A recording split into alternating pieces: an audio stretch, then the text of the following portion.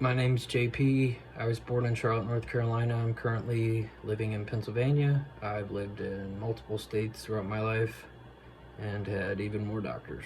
Um, I was currently, or I mean, initially prescribed clonazepam from my primary doctor because of panic attacks in college. I had had a few before that, but never were as debilitating as they were in college. I was literally too scared to go to class. Um, they worked, and then I was sent to a psychiatrist who prescribed me Xanax.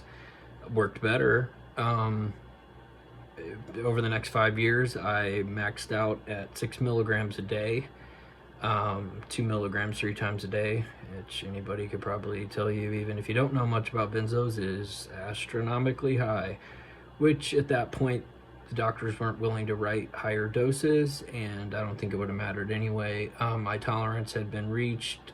My brain had already been ruined. Basically, my whole GABA system had been annihilated, which is your brain's braking system. Anyways, how my life was affected. It's still being affected. It's ruined. I was a smart guy. 1280 out of 1600 on SATs, got into a good 4-year college at UNC Charlotte, but it all went down the drain because of those. I've ruined every family relationship I have. I still text a few of my family members, but the reality is they all hate me.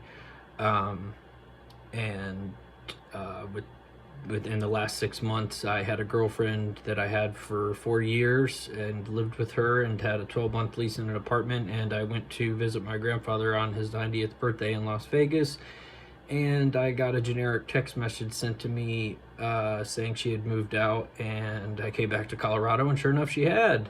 So that's how difficult. And I was currently, or back then, I had a doctor that I found in Colorado that was working with me to taper, but that's how difficult it is to live with a person that's doing that. If you look at most of the stories, the only ones that actually succeed in the taper, from what I've ever seen, are people with money or means or support with people that have money. I've yet to see a story of someone succeed like me, who doesn't have money and who doesn't have someone to support them if they, say, have a week or month where they just can't do SHIT and they just, their brain doesn't work and blah, blah, blah. See, I'll just be homeless, and so it's just not an option for me. So I have to approach my taper a little differently, and I am currently tapering. I'm working with a great psychiatrist. She is very benzo wise. She's helping me using half Ashton manual, half as we go. I'm down to 2.5 of Xanax a day and 15 milligrams of clorazepate. We're going to try next month in place of Valium. Valium makes me feel really depressed, which actually a lot of patients have experienced that.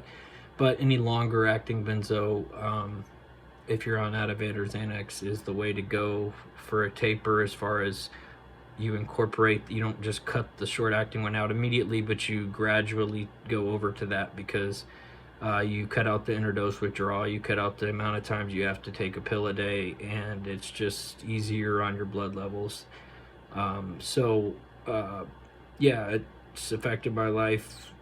It is my life. There's nothing else to it. I'm, broke, and the shirt you see here, I'm certainly not working at any great job. My whole life at this point, if I have a purpose, it is to inform, help, do whatever I can to write a book, podcast, I don't care. I want to get the word out, not just benzos, all psych meds. The system is broken, it's disgusting, it's corrupt, it's, I could go on about it, but again, you'd get an 8-minute video, so 30 seconds left, I'll just leave it at this. Anybody who is going through this with benzos specifically, please just keep your head up, don't kill yourself, do not stop abruptly, do whatever you can. I got to cut this off because it's 5 minutes. Good luck to everyone out there.